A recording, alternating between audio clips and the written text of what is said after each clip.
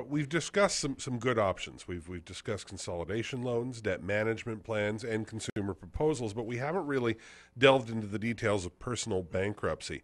Doug, can you give us an outline of what personal bankruptcy is?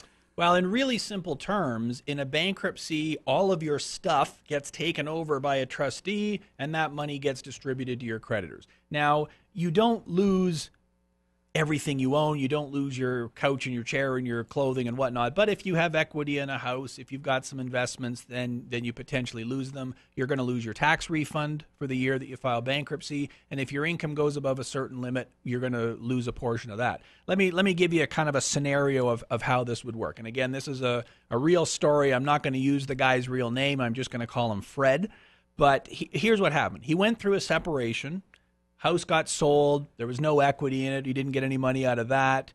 His ex-wife had a whole lot of debts because they were joint on a bunch of things. So she ended up having to go bankrupt, which meant, of course, they're now coming after Fred for the money.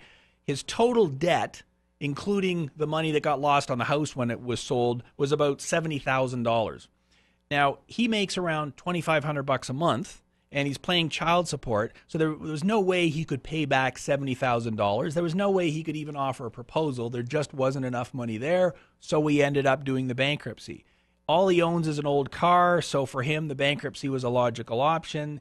He's going to end up paying about $200 a month for 9 months, and his debts are going to get wiped out. Now, he's going to have a note on his credit report for 7 years saying that he went bankrupt. He is going to lose his tax return next year, but for him, it was a pretty obvious solution. There was no way he could pay back $70,000. He didn't want to have his wages garnished. He didn't want to have his bank account frozen. So for him, the bankruptcy ended up being the last resort, but it was the logical option for him.